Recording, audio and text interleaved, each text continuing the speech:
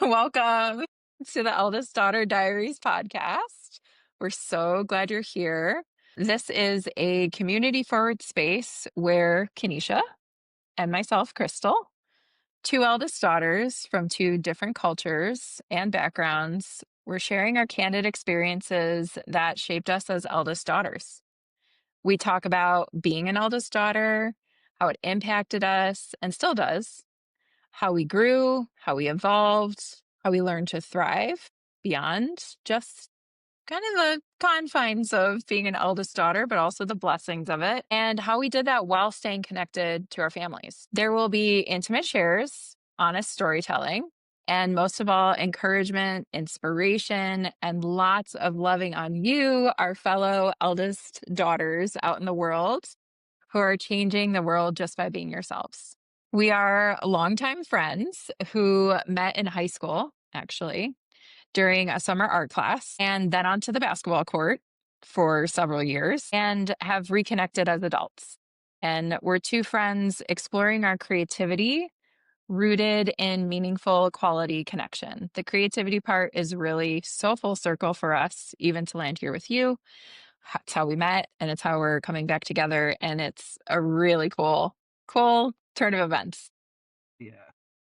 We found ourselves opening up to each other a lot about self-sufficiency, for better or for worse, people pleasing, learning to prioritize ourselves and our own care, living solo for a lot of our adult lives, and complex family dynamics.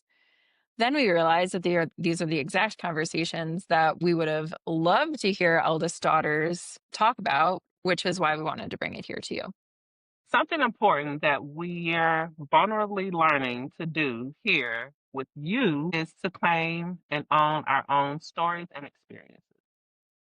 A common experience for eldest daughters is that we're often overlooked because they got it, they're good. And while, yes, usually that is true, I mean, look at us, we still deserve to be looked after, loved where we are, and seen as whole humans independently of those we care for and love.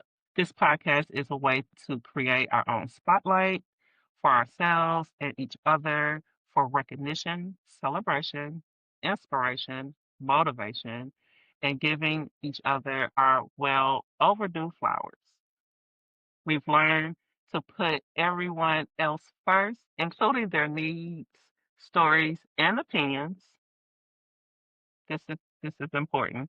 Our intention is to always keep our conversations honest and respectful because we're not going to badmouth anybody.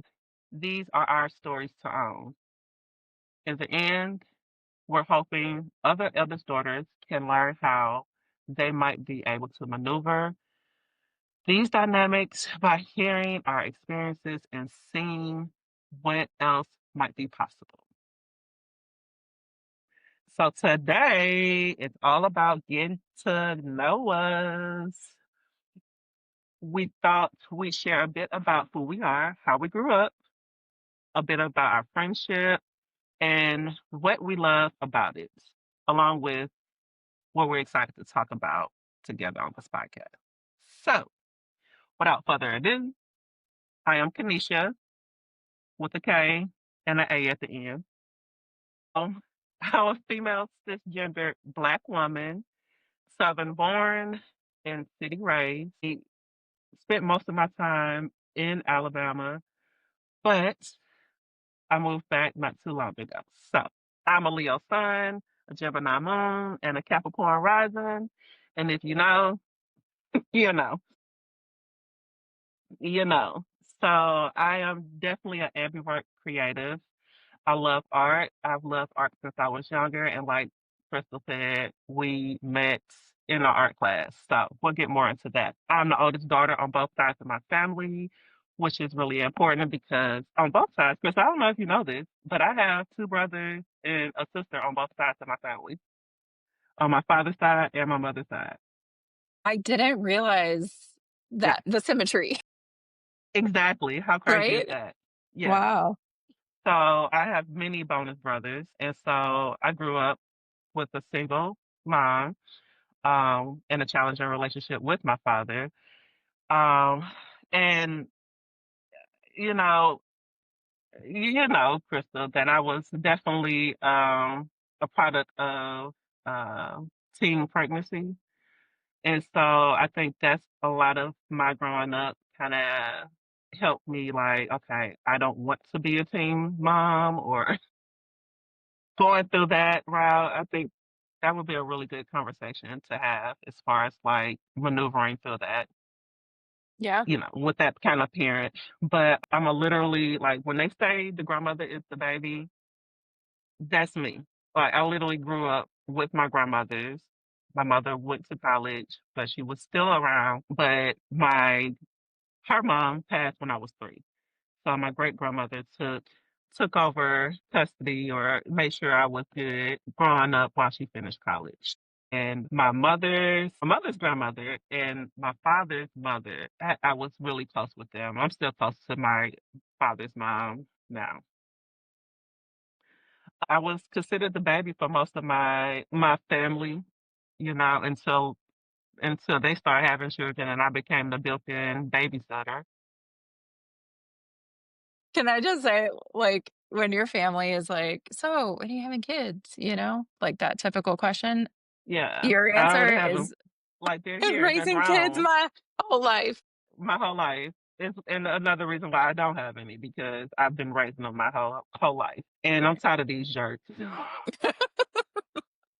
God, they love you so good, They though. You're such a good auntie to them. I love all my family and my nieces and nephews, and so I am a super auntie. I try not Yes, to you are. hover over all of them, but some love me more than others, so I kick it with them. But I really was a latchkey kid. Like I came home from school, helped around the house, make sure like my brother get home, I get the homework done, he does his homework and things like that while my mom worked. Um, High school, I was a working student athlete. I think I started working when I was like 15, 16. So, did you know I did not know you were working in high school. that? What were you Yes. doing? I worked at McDonald's. I My worked at god. the drive-through at McDonald's. Was I it want to the say, no, was it not the near one by the campus? school. Okay. No, it was closer to the house. Okay. At least my junior and senior year, I worked and played basketball and went to school. Oh my gosh, I just Yes. didn't realize that was also in the mix. Yes, yes. Wow. So I've been working since I've been earning a paycheck since 16 and I learned really early that, I didn't want to continue the cycle. Like I said, I wanted to be different.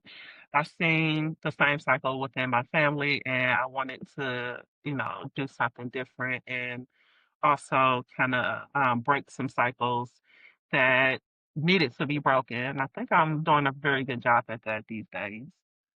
Yes, you are. Is all I'm saying. Okay. Um, so, and it's very difficult, but you know, cycle breaking is essential, especially coming from the black background, black families, and just a lot of stuff that we have endured over the years, and then we don't really talk about. And I think me doing this podcast is really helpful for people my age, even younger black women to understand, like, yeah, you're the eldest child, but you don't have to continue the cycle. You can forge your own path. So after I turned 21, I literally turned 21. The next day, I drove down from Ohio to Alabama to attend Alabama State.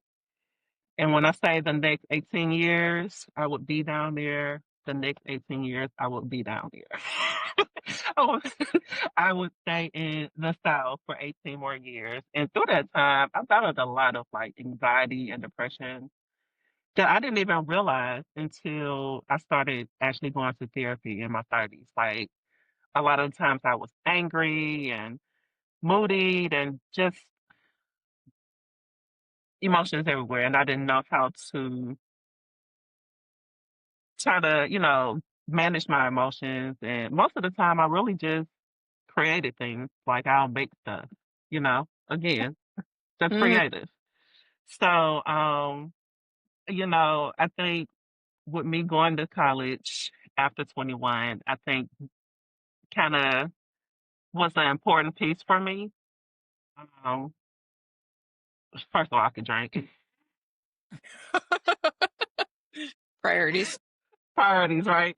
But also, it just gave me more hope and ability to progress with what I wanted to do. I knew it. I wanted to be a program. I wanted to get my bachelor's in computer science. So I did all that. And so while I was doing that, of course, I said I was working. I put myself through college twice. Literally, I was working and going to school. And my mom, she did her best bachelor wise, but she still had my brother to take care of. And again, the challenging relationship with my father, that's a whole nother thing. But after I graduated with my bachelor's, I started working in corporate America as a programmer. And over the next 10 years, I would be so, how can I say? The next 10 years, I definitely learned much more about myself. And I think helped me to where I am now. Because, like I said, I was in college, I had depression and anxiety, and I kind of carried that into the work and till I had to like step back and say, okay, I need some help. I need to talk to somebody. And you can only say that to so many people before they're like, oh, you just need to pray it away. Especially Southern people, like Southern Black families, it's all like praying it away, and I was like, I can't pray this away. Like I can leave things in Mm-mm. God's hands, but I still need someone not biased to help me maneuver through what is happening in my life. I have this non-existent relationship with my father.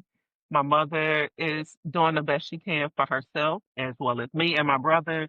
And then, how am I how am I maneuvering through the world? Like I moved in another part of Alabama, but I didn't have any friends. Like I had classmates that I went to school with, but they worked too. Like it was a lot Right. of soul searching and um a lot of tears, a lot of just trying things out to see how I would like it. But I think that helped me along the way, like especially for my 30s into my coming into my 40s, because I just turned 40. Mm. But it helped me grow into being a person who knows what she wants and knows how to be resourceful with what she wants. Exactly. I have a question on the therapy side. Do you mind if I ask a question? So, how how did therapy hit your radar as a tool, like a possibility to explore? Okay. And then You also, like, how did you find the courage to break through those cultural norms to say, like, that's praying this away is not going to happen. Like, I need something more. I think me being in corporate America, they have like the different programs, the Okay. EAPs and stuff like that. Uh So huh. they have you get 6 therapy sessions a year. And I signed up for that and I did it for a year and I enjoyed it. But breaking through really just literally my first session with my therapist, who was a Black lady, Miss Doris. I miss her dearly. She asked me feel the need that I why did I feel like I needed therapy? And I said, because I feel lonely. I don't know how to maneuver through this world Mm. as an adult. And I was 31 at that time. So I Wow. had been working, finished my basket. Some days. Right. Let's say it again. I finished my bachelor's, but I still, I had coworkers that I was cool with, but I still felt I needed something. I didn't feel like I was being heard or being valued, whether it was outside of work or inside of work. I felt like it was just me in this world, Wow. just going Yeah. on. And I was doing so much for other people, going back and forth to Atlanta because Atlanta was like an hour from me. But then I was going back and forth to Ohio to see people, but nobody was coming to see me. Nobody was Yeah. coming to make sure I was good. And so it kind of gets a little lonely and frustrating. And I just have to be honest with myself. Like Yeah. I'm lonely and I need to figure out how to get through this world I'm on. Like I was trying to date, it didn't work out, you know. It was a lot of friendships that went astray, you know, while I was working. First of all, don't have coworker friends because what? That's a whole nother thing. But I definitely had to learn how to maneuver through this world. I had to be at least 30, 31 at the time. It Yeah. had to be right after my 30s. And I would go see Miss Doris a couple times after, well, a couple times after month. Yeah. And then up until I left. Like when Amazing, I really. yep, Wow. when I left, I just I didn't know I was still kind of new to Ohio, so I didn't know how to figure out how to find a therapist for sure. You helped me with the Loveland piece, but I never used the voucher, um, which was a whole nother thing. But while I was going through therapy, Hmm. I ended up starting master's program for computer science. And Right. so I think that really kind of helped me within corporate America because I was, of course, I'm a Black woman programmer. It's not many of us. So being heard, being valued was very different in corporate America. And so I had a lot of frustrations around my job. And I definitely was like, okay, well, since I'm here, y'all pay for my master's. And I went and got my master's. And after I got my master's, I left and I found me another job that I didn't like. I left that. And We then go I where found we're valued. Thank you very much. exactly. I gave them a year and they didn't value me. I was a contractor with this company and they didn't value me. So I left. And during that time I made a lot of different decisions which came out working for my favor. Let me stop myself right there. So during the time that I was getting my master's, I lost countless family members. Three that I can really think of. I lost my great grandmother who walked me to school. I lost my auntie who was I want to say my second caregiver, but she literally was like my grandmother because that was her sister was my grandmother. And she lost her sister when I lost my grandmother. Wow. Yeah. So she was definitely someone that I was close to. And then I lost a lot of my great uncles as well. I only have one living great uncle left, and I have my uncle on my father's side. But the third person that I lost was my biological father. And I know that is a difficult conversation to have, but I will say, you know, during the time I was going to therapy, I had moments to where I understood more about myself, gave a lot of slack. I wouldn't say slack. I understood my parents more. I understood that they were teenage parents and then, you know, didn't really know how to have a child. And so, like I said before, like we're the guinea pigs pretty much of parenting. But one thing I did not get to do was have the conversation with my father like I did with my mother about understanding where they came from as being teenage parents. He suddenly passed before I could have that conversation. And I don't know if I should I tell the story? I told you about the Hmm. night he passed. Yeah. So How he passed, or is there like more? Oh Like, no, that so the evening that he passed, I was at home, just at home, getting ready for the evening, and I felt this spirit come across me, and I can hear his voice saying, "Please forgive me, please forgive me."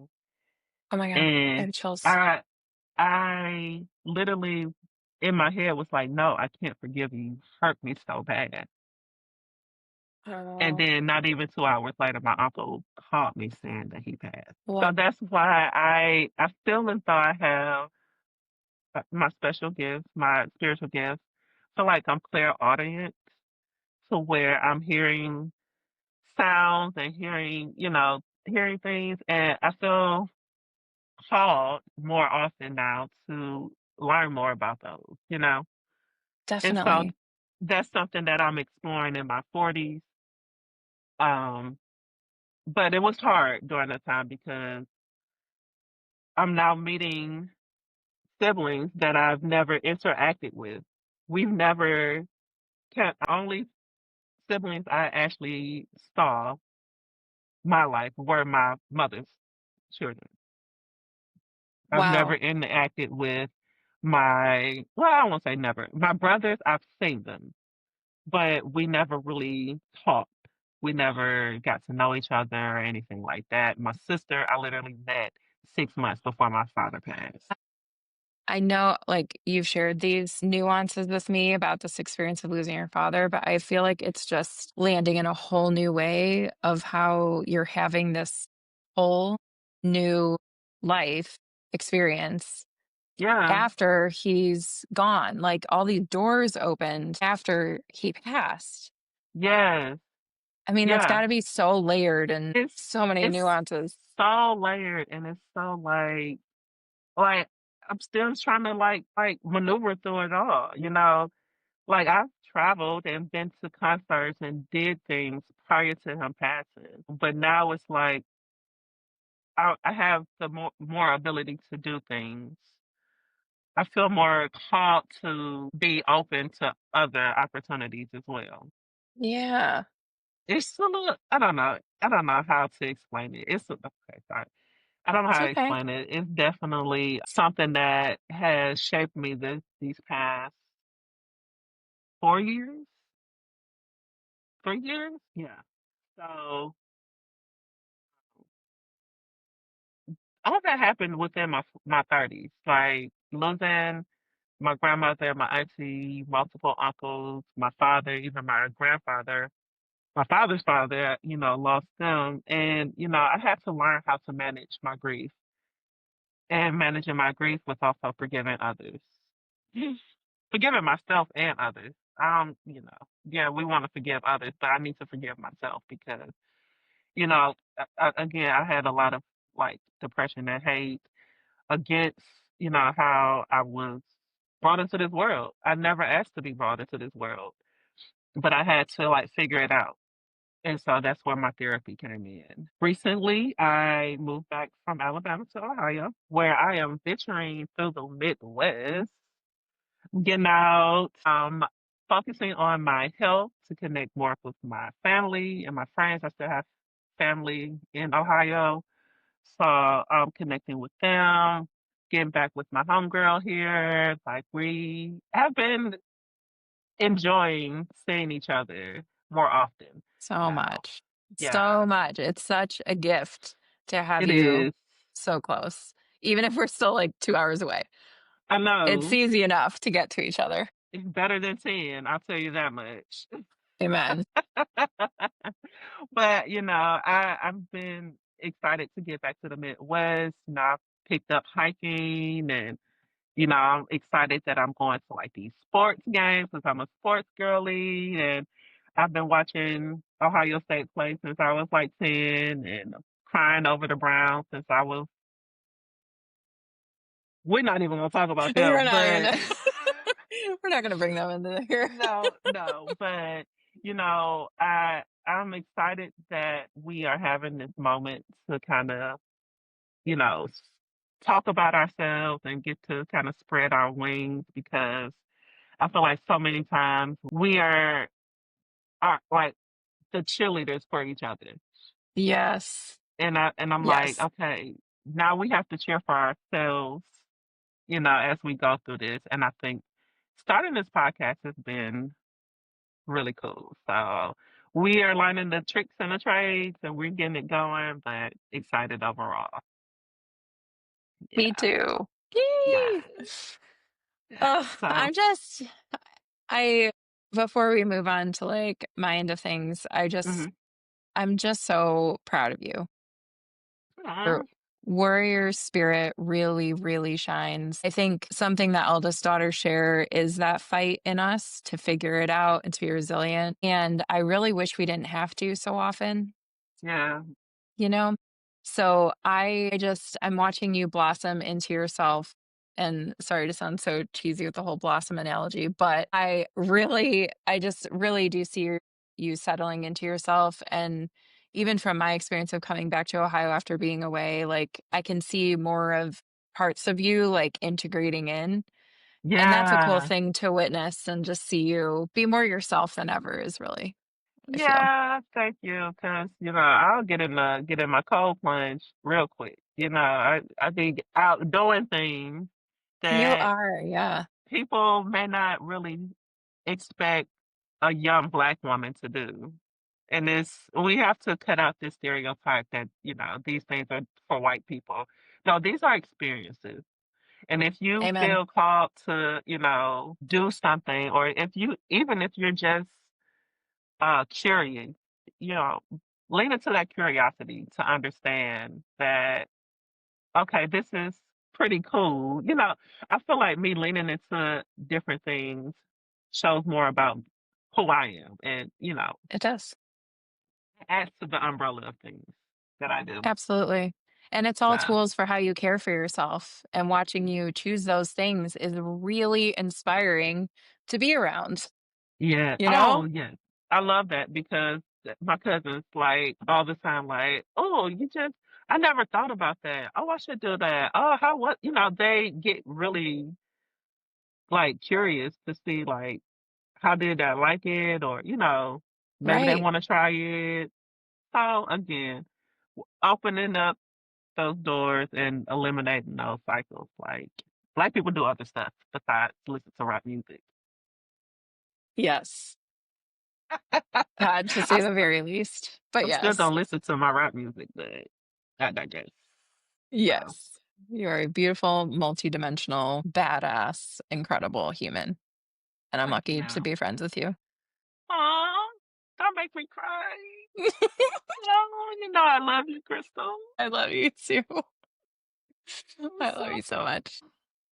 We can't okay, not be you're in up. our fields. Hello. I know, I know. That's why I was like, kind of like, should I tell this story about, But I I'm thought I told you glad. that. Yeah, Yeah, yeah, you may have. It's just been a little while, but yeah, that yeah, really hit another kind of way today. It's beautiful. exactly. So, Well, I guess that's my turn to get to know me a little bit. So I'm Krystal. I'm a cis, white, Venezuelan American woman, queer woman living in the Cleveland area of Northeast Ohio. I'm an Aquarius sun, Pisces moon, Cancer rising. Are we swimming yet? Yes, we are all the time. You should see the rest of my chart because there's a whole lot more water where that came from. There will be tears and we will be happy about it. literally. Even when we're not, we still let Mm-hmm. them flow. So I'm the eldest daughter in my family. My parents are, I grew up with both parents and they are still together.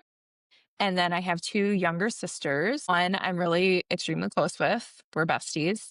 The other one I have an estranged relationship with, unfortunately. It's been a long journey.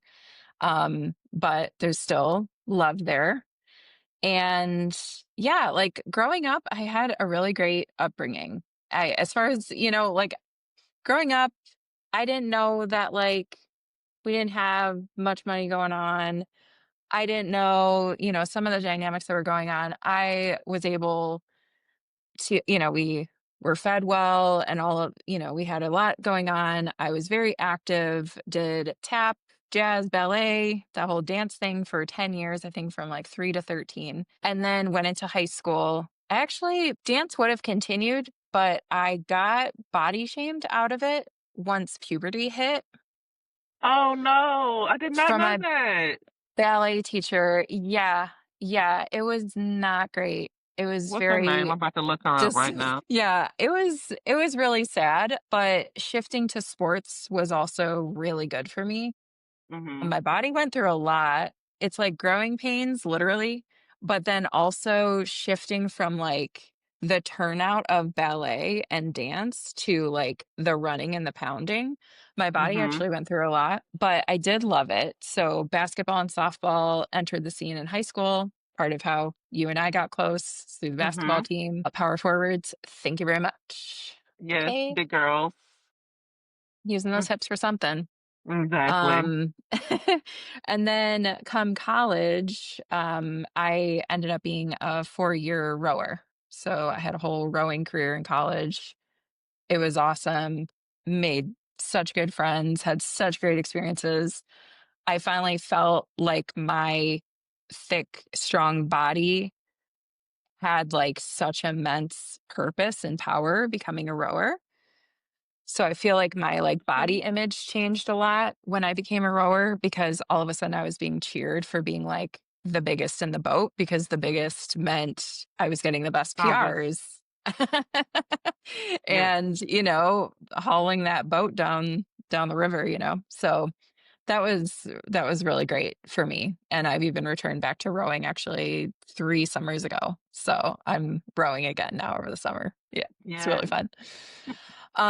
I definitely learned to be a good girl, good student, straight-laced. I was terrified of disappointing my parents. I don't like, even through my therapy experiences, like, I'm like, was that actually coming from them, or was it just the anxiety of, like, not wanting to let them down? And I don't really know. I mean, my Hmm. dad was pretty intense about, like, getting good grades, and he had very high standards for himself, like, doing homework with him was always, like, really intense, so definitely there. But, yeah, like, that definitely got some anxiety and deep perfectionism going on that I'm still working on. I'm still Hmm. unpacking that one, literally right now, working on it. Yeah. Um, so yeah, I have taken a lot of therapy over the years in different like eras, if you will. They haven't all been like great experiences, but the ones that were great like changed my life, empowered me in such life-defining ways that I will forever be grateful to those women that held that space for me. Truly. And I think the therapy also opened up the self-awareness that I Oh, yeah. naturally right?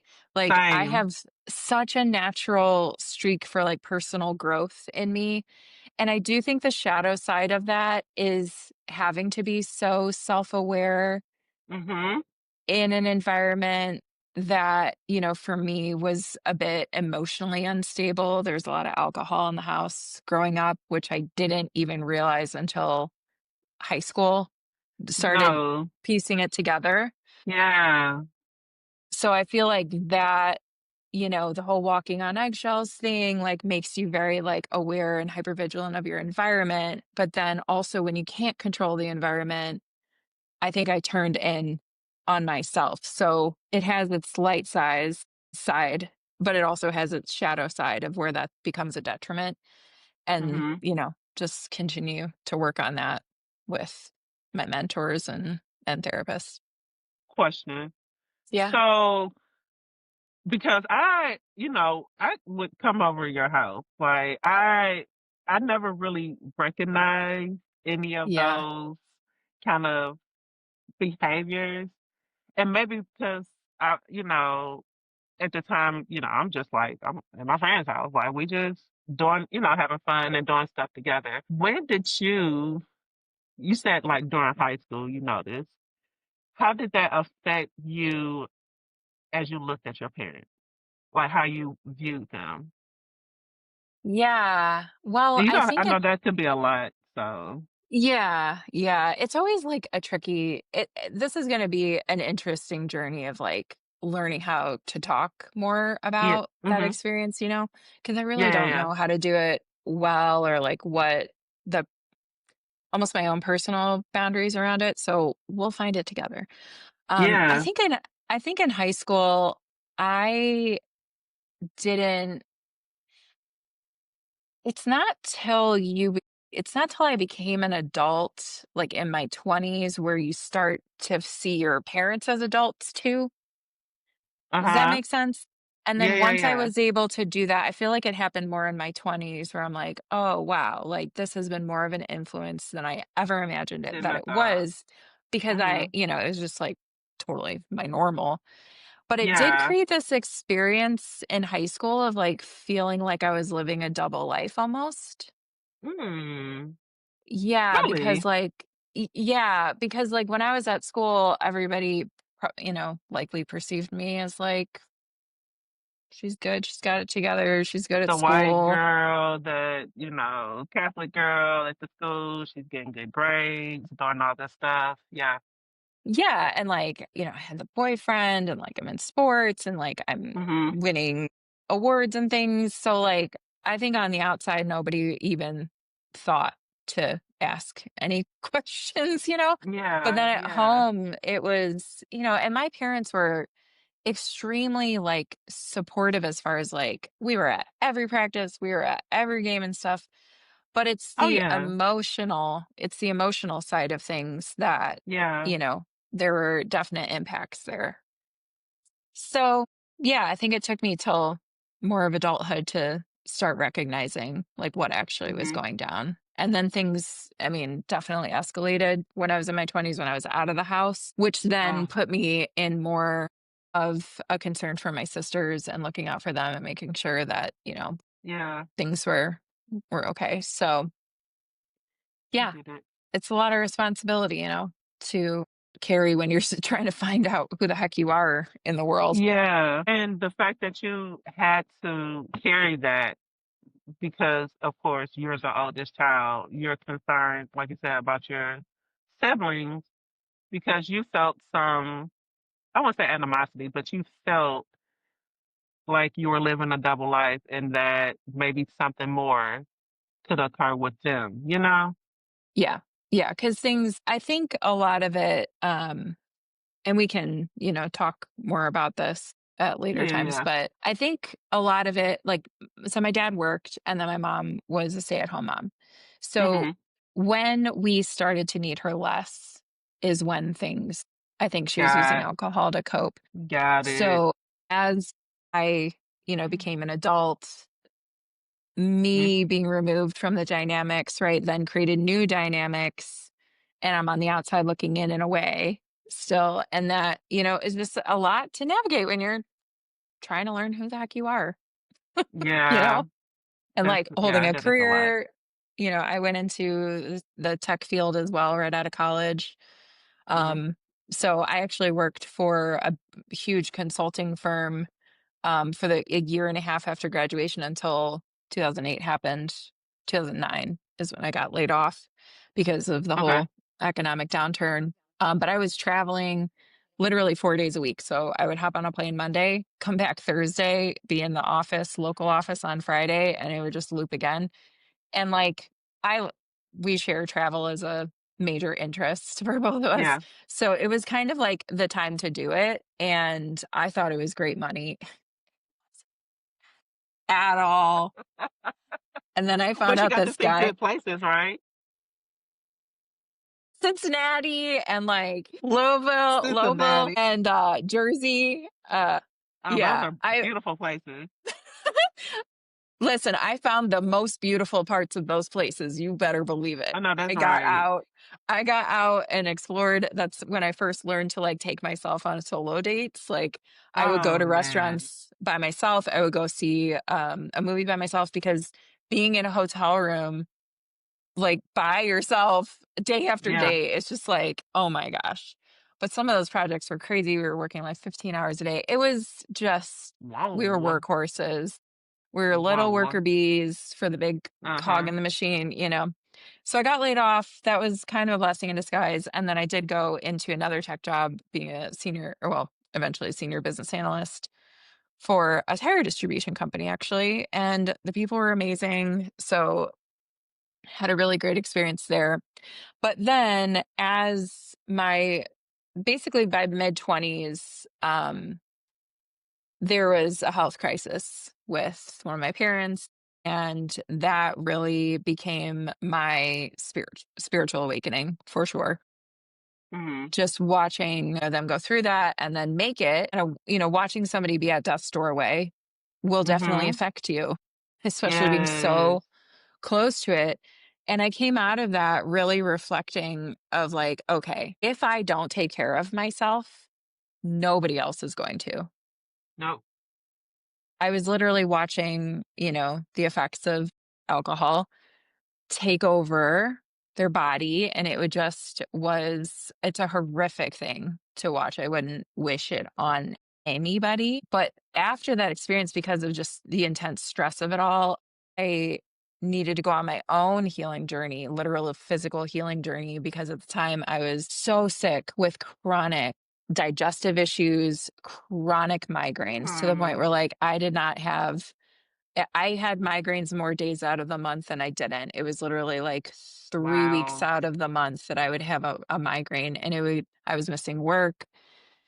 It was a lot. So that's where therapy, like a really great therapist entered in, and totally, I mean, like wake up call, like girlfriend, you need boundaries. You Yes. are so enmeshed with the family chaos that you don't know who you are separate from it.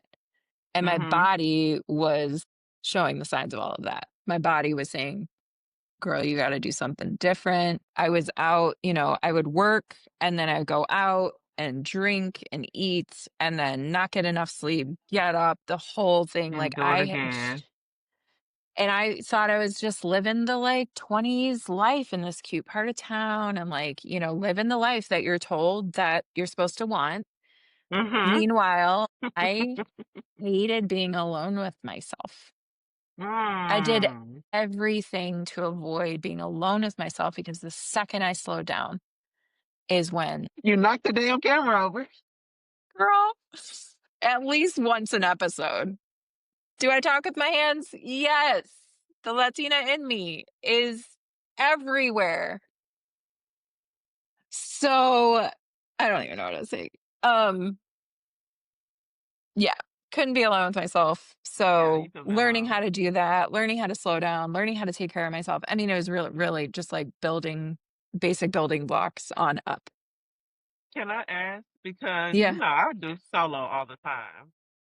Like I even now, like I said, I'm an ambivert, so I don't necessarily need to be in conversation or be around be around other people. Like I like to have the experience. I like to do different things, and so I'm curious to know, like, do you believe that it could be something more like I won't say genetic, but I do remember you saying like once y'all got older, your mom kind of was using alcohol to cope with being with herself. Do you feel as though that could have kind of passed on to you? oh, definitely. How do Oh, definitely. you manage that? Well, the How did way you that manage I it? don't even know. Like Yeah. I should be an alcoholic struggling Mm. more than I am. I really should. Two I have two lineages of severe alcoholism going on Oh, in my genes. wow. I consider myself, and especially my sister that I'm close with who got sober, she Hmm. got sober on her own. I regard us as walking miracles. I mean, really, like Wow. by some grace, I am here, like thriving. It's taken a lot of work. I mean, I had to teach You myself how to do so much on the you had self-care front. you had to wake up. You had, like you said, you were having your body issues. I'm sure that was a wake up call to like, okay, Absolutely. I'm Absolutely. not going through this shit. My body brought me back home to myself. Yeah. And now, I'm very health aware and invested in my longevity and health because of watching that go on. But I also want to, I'm child free myself. And that's my choice. That's where I'm going to stay, most likely. Mhm.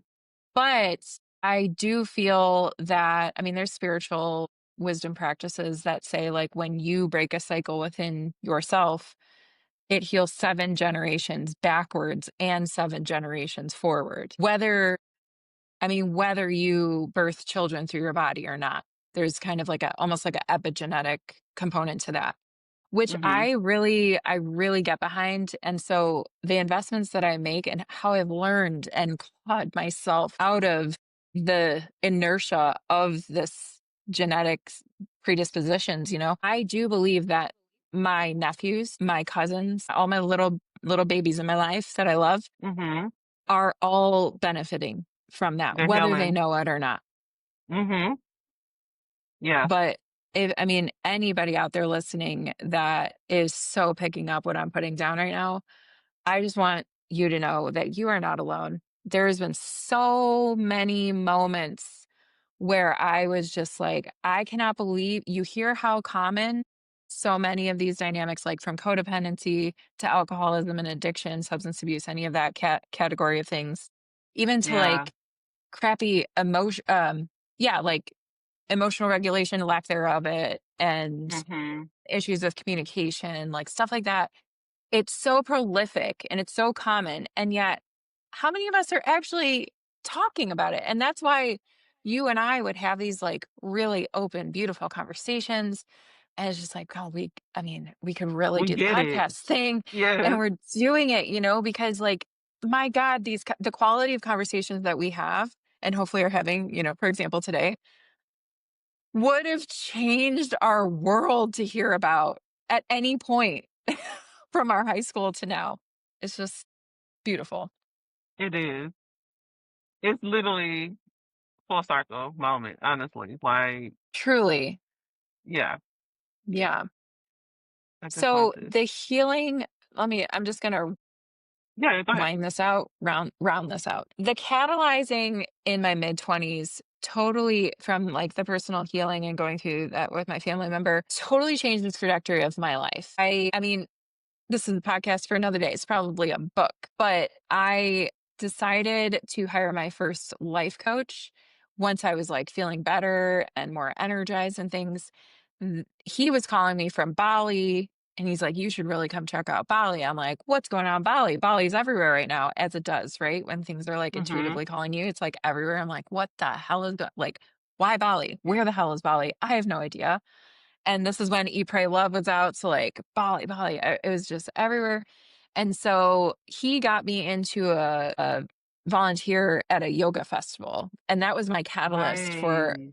booking my ticket for a solo trip halfway around the world Wow. based on intuition alone. It made no sense for me to do this, for me to go, especially by myself, but I just had to go. I could not go. I needed to go and see what this was about. And so I spent a month in Bali, quit my job from Bali, from a co working station with monkeys out the window, and then decided to stay a whole other month. And that's when that's when it was almost like all the self care work that I did, like culminated for me to actually like sink into myself. It was the first time I didn't have any family roles to play and an agenda to follow and a calendar to follow. And it was just like, I was free. I was able to just Yeah. like exist for the first time in my life. And so that planted the seeds for so much. I came back to the US, started my own business doing coaching and mentoring around sustainable self care, how to take care of Mhm. yourself in sustainable ways, and also live like the life you actually want now, not someday. Mhm. And that took me to all kinds of amazing places. I moved to California, sold all my stuff, and was in California for almost 5 years. That time in California was like a whole life unto its own. I thought it would last forever. I'm like, I'm living the life. Congratulations. I'm living my like Barbie Malibu, freaking like San Diego, LA dreams. I'm really glad I got it out of my system. It was really fun, but also it was just kind of like another, like, this is how you should live, you know? It was just like another conditioned quest. And so Yeah. I ended up moving. I had dated somebody for almost 3 years out there, went through a horrible breakup, had huge financial impact from that breakup. And so came back to Cleveland and started my life here again from the ground up. But what I will say is that I have found more authentic people, relationships, wellness, and like quality of living here in Ohio than I ever had in California. And I think that's so healing for me because I never thought I'd come back to Ohio. I never thought I'd come back to Cleveland. I was just like, peace, I'm out. I had a lot to heal from. But coming back, I ended up like embracing my queerness. So I started like dating queer people, which was just so, I wasn't straight and I thought I was for You're so a little long. cricket. You're a little cricket. It's I'm okay. bent as hell. And it just started making so much more sense when I started Period. to embrace my sexuality. Things just started to click across my life. I mean, it's just the most incredible unfolding. It's like before and then after, life before and after. And so I ended up meeting my person, my I wife. I mean, just I got married last year. I remember I remember when y'all went on the date, the first date, and you Oh, were just like, "Oh my gosh, we just clicked." It's just you so fun. too. Like, yes. That's I so was like, cute. "Uh-oh." And then later, like, we find out you're getting married. I'm like, so excited. Right? I mean, I'm still literally catching up. We just had our 1 year anniversary not too long ago. The Uh-huh. fact that I have an anniversary, the fact that I am married, like, I, I'm just like, since what? What? I swear I'm like still catching up to it. I'm not somebody that like can't wait to get married someday. Literally never thought about it. I mean, I did think about it, but it was more from Yeah. like, again, a should of what you're supposed to want You were versus gonna like be an married to a authentic. man, huh? I was looking in the wrong places. Oh my God. It just makes so much sense for why I struggled so bad with Yeah. dating. So, yeah. And so now I'm living in Northeast Ohio with my wife and my doggy, Finn. Thick We didn't even skin mention your piggy. Pearl, your I cute little Pearl, know. Yeah, I'm a dog mom and a parent. I have and a multiple parent. plants, multiple plants around the house. I had two dogs, but I only have one now. Fancy passed in 2020, but me and Pearl, we be on our adventures. She's the cutest little thing. Yeah. Yes. So that brings us to current day. Of course, you know, as life is, there's so much more, but it's a little insight into our context, you know, where we're coming to these conversations Yeah. from. Yeah. And I think that was pretty good. A lot of the stuff I did know. I'm gonna have to ask you about Bali more later, but I commend you for stepping out and doing what you needed to do for yourself. You saw Thank you. something that was not right within your life, within your family's history, and you took it upon yourself to take care of yourself, heal yourself, and move forward. And that takes a lot of courage. And I'm very, very proud of you for doing that. And you Thank inspire you. me every time, you're on my call or my text real quick, like, hey, I need I need some advice or how you doing? Or I think we do really good with checking in with each other Thank you. and just kind of bouncing ideas off each other as well. So I love yeah, ideating with you. It's so yeah, energizing. And yeah, we have so much in us creatively that we want to do So Mhm. part of this podcast as well is from that vein, but also like to create community around it because I think I could speak for both of us that we have like kind of a default of going our own, figuring it out ourselves. Yeah. So opening up to our conversation and inspiration and support around us is just necessary. A and I'm learning. I'm still learning to Me too. ask for help and learning to open up. And I try not to open up to everyone, but I know, um, those who are actually in my corner and would support me. I know how to reach out to them and ask for help. And most of the time, I don't even have to reach out and ask. They'd be like, "Okay, what's going on? What you need?" And so, we talk about eldest daughters not having that support. I do have a little corner of support that is willing to just kind of help me no matter what. They got my back, and you're one of those. Amen. So, Honored to be. Eldest Daughter Diaries podcast, aka EDDP.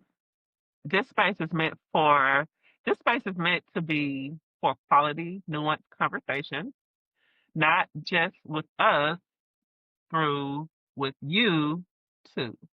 Can you see my okay? We want to hear from you after each episode with your questions, thoughts, and what resonated with you. Each episode will cover a new topic together where we jam together on the topic, followed by highlighting our hardships that comes with the topic, along with how we turned that into a blessing or a strength. We always have to, Yeah. what else we gonna do? Talk about it? Maybe. Let me Maybe stop. a little. Right. We will answer a listener's question and send you off all loved up with some encouragement, advice, or loving reflection.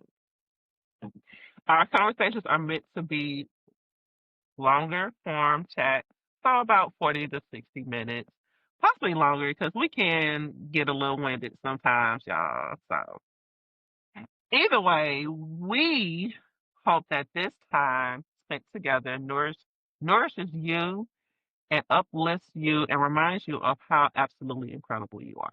There's plenty of topics. I mean, literally, there's a limitless amount of conversations to be had here. So, some of the topics we already have on deck to record and get out to you are things like deserving to be heard and creating boundaries around who we vulnerably share with, people pleasing and making room for our own needs, because that is a practice, Yes. breaking free from the family roles and learning who we are beyond them, learning to lighten up, play, and fun, which I gotta say, I think we're like getting better at. We are let loose. Let loose. Um, Growing up too fast, expectations of taking care of other siblings and being a latchkey kid. And then why do eldest children have to ask for things that other siblings it comes freely to? I mean, just little topics like that, you know? Yeah. Because that's the problem. It's the problem. We need to talk about it. Let's talk about this. Because why is it so different? Exactly. So there's so many more conversations like that to be had. We have so much inspiration on that front. And we're just grateful to not be doing it in a silo. We're excited to do it here with you. Any questions that we encourage you, if you have ideas, comments, feedback, questions, you can always send them to Eldest Daughter Diaries at proton.me. That's our inbox, and we will make room actually on every episode to answer your questions. So, all the more reason to take a moment to send them over. We ourselves are not therapists or anything like that, but we are sharing just from our own lived personal experience. We've done a lot of investment, a lot of work, a lot of dedicated care to improving our lives and really learning how to thrive. Heck So, yeah. we're excited to share what we can with you, and we're hoping that it'll be inspiring and uplifting, and hopefully you know that we're out here doing work just like you are. Yeah. because we're not perfect and neither are you. You know, we're all here. I feel like now more than anything, we need more community. We need to have these hard conversations and learn how to maneuver through them so that we can be better on the other side. So we're just here as a vessel to give y'all some encouragement, some advice. And, you know, if you want to give us some encouragement and advice too, we will take it as We well. receive. Yes. Beautiful. Well, until next time, thank you so much for being here. And I hope you got to learn some things about Kenecia and I.